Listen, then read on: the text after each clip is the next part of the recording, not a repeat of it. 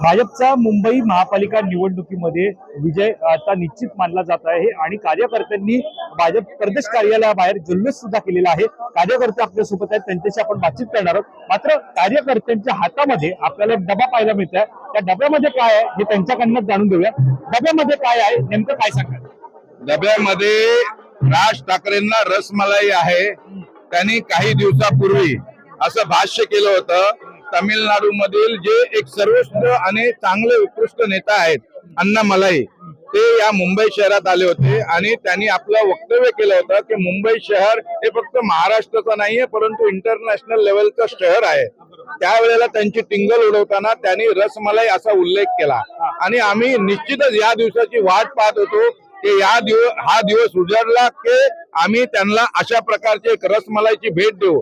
आणि यापुढेही आमचं सांगणं आहे की याच्यानंतर राज ठाकरे साहेबांनी ज्या ज्या वेळेला सभा घेतील त्या वेळेला त्यांनी आपल्या सोबत अशा प्रकारची एक रसमलाईचा बॉक्स ठेवा, जेणेकरून लोकांना आवडेल। अशा प्रकारचे टिंगल टवालिंग करणाऱ्याला आज जनतेने उत्तर दिलेलं आहे। तुम्ही म्हणत आहात की जे अण्णामलाई आले होते त्यांची टिंगल केली, मात्र मुंबई ही महाराष्ट्राचा भाग नाही असं जे अण्णामलाई बोलले होते, मग त्याचं तुम्ही समर्थन करत आहात का? आताही मी तुम्हाला सांगितलं, अण्णामलाई बोलताना हे म्हणाले की मुंबई शहर हे आंतरराष्ट्रीय दर्जाचं शहर आहे, परंतु यांनी असा त्याचा विरोधाभास केला आणि चुकीची माहिती जनतेपर्यंत पोहोचवली। मी आपल्याला सांगू इच्छितो की मुंबई शहरातला आजचा जो मराठी माणूस आहे तो या सगळ्या भूलथापांना बळी पडत नाही आणि त्यांनी योग्य तो उत्तर दिलाय। जर का त्यांनी राज ठाकरेचं उत्तर आहे म्हणजे त्यांचं मान्य केलं असतं तर आज आम्हाला एवढं भरघोस मतं मिळाली नसती। दुसरीकडे ज्या प्रकारे आता विजय झालेला आहे, रसमलाई तुम्ही राज ठाकरे यांना देणार असंही हे जे बॉक्स आहे ते राज ठाकरेंच्या घरी भारतीय जनता पार्टी तर्फे आम्ही पोहोचवणार आहे। रसमलाई सुद्धा पाहायला मिळते आहे। रसमलाई ही राज ठाकरे यांना बघा, राज ठाकरे साहेब, उद्धव ठाकरे साहेब आणि आदित्यजी हे रसमलाई स्पेशल कशासाठी मागवलेली आहे? कारण 30 वर्षांनी ह्या लोकांनी आमच्या पाठीवर चांगले राज्य केलेलं आणि मालमत्ता खूप घरामध्ये घुसून ठेवलेली आहे। आता ते बंद झाली म्हणून रसमलाई खाऊ घालतो। त्याच्यामध्ये असं म्हटलं होतं की जे अण्णामलाई होते त्यांनी म्हटलं होतं व्हिडिओमध्ये, त्यांच्या एका माध्यमांना त्यांनी प्रतिक्रिया दिली होती, मुंबई हे महाराष्ट्राचं शहर नाही। तुम्ही मग हे मान्य करता?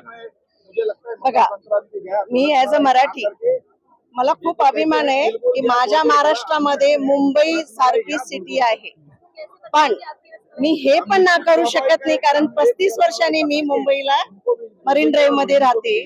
मुंबई सिर्फ आमच्या मराठ्यांनी नाही बनवलेली आहे, त्याच्यामध्ये गुजराती, मारवाड़ी, यूपी, बिहार, साफ सफाई, जितने सबके घरों में कपड़े गंदगी धोते हैं वो यूपी और बिहार है।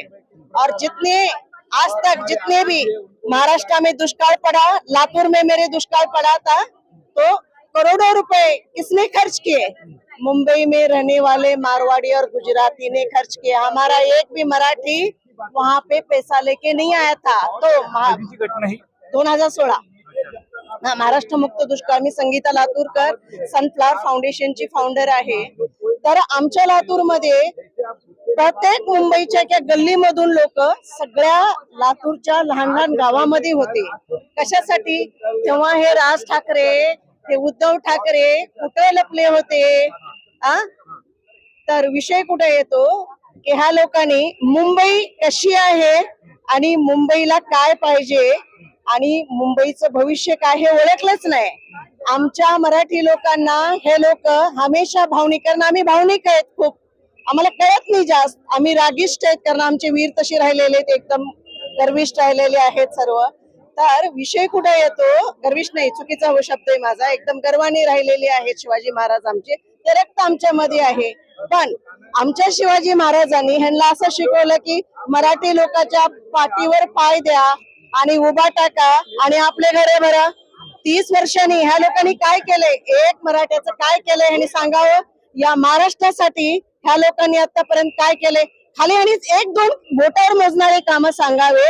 आणि भारतीय जनता पार्टीने 2014 पासून आतापर्यंत किती मोठे मोठे प्रोजेक्ट सगळे बजावलेले आहेत ते पण तुम्ही बघा. मुंबईच्या पार्श्वभूमीवरती सॉरी गो हेड. मुंबईच्या पार्श्वभूमीवरती बोलायचं झालं तर याआधी सुद्धा उद्धव ठाकरे यांनी असेल किंवा ठाकरेंनी असेल व्हिडिओ दाखवली होती की हे आम्ही करून दाखवलं, त्याकडे कसं पाहता? त्यांचे हे सगळे ना चमत्कारला नमस्कारवाली भाषणं असतील. काय करून दाखवलं? कोविड मध्ये बसलात घरी जाऊन, स्वतःला भीती वाटली, फोनवर आणि लोकांना फेसबुक वरती दाखवत होता. काय करून दाखवलं हो तुम्ही? दुसरं, कोविड मध्ये आलेल्या जेवढ्या काही सुविधा होत्या सगळ्याला पोहोचले का?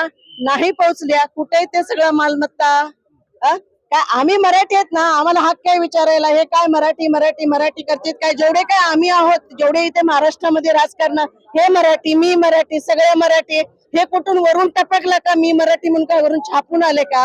असा होता त्यांचा या ठिकाणी की मराठी माणसं जी आहेत ती मुंबईच्या बाहेर फेकली जात आहेत, त्यांना घरं परवडत नाहीये, त्यामुळे मुंबईकर बाहेर जातो. त्यामुळे मराठी अस्मिता ही टिकली पाहिजे.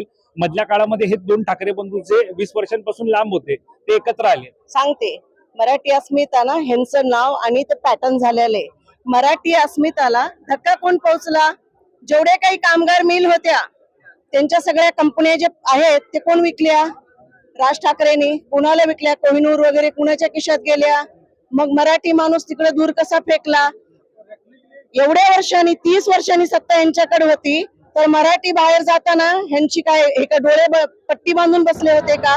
बाहेर कोण घातलं? ह्यांनीच घातलं. ह्यांनी अक्षरशः मराठी लोकांना काय दिलंय? दारूची बाटली, घाणेरड्या शिव्या आणि थर्ड क्लास वागणूक दिलेली आहे. बाकी काय दिलंय ह्या लोकांनी? मोठ्या प्रमाणात मॅग्नेट जे ते भाजप आणि महायुतीला मिळत आहे. आता कशा प्रकारे मुंबईकरांसाठी काम करतात? आता बघा, आतापर्यंत आम्ही काय करून दाखवलेले? देवेंद्र फडणवीस साहेबांनी काय करून दाखवलेले? किती दिवसात करून दाखवले? अहो 30 वर्षामध्ये आम्ही कुठे घेऊन जाऊ? दुनियाच बदली, मुंबईच बदली दिसेल तुम्हाला. येस, आता बघा ना, वेट अँड वॉच. मराठी मुंबईकर मुंबईत राहील का? पण त्यावेळेला 100% राहणार. परवडणारी घरं त्यांना असतील का? या 100% तुम्ही वरलीमध्ये ऐकल्या नाहीयेत? ज्यांच्याकडे 100 या 150 फुटाचा एरिया होता, फडणवीस साहेबांनी 500 फुटाचा एरिया दिला त्यांना. मग इतक्या एवढ्या कमी शॉर्ट टाइमामध्ये अजून काय द्यायचं? आणि 30 वर्षात काय केलं ह्यांनी?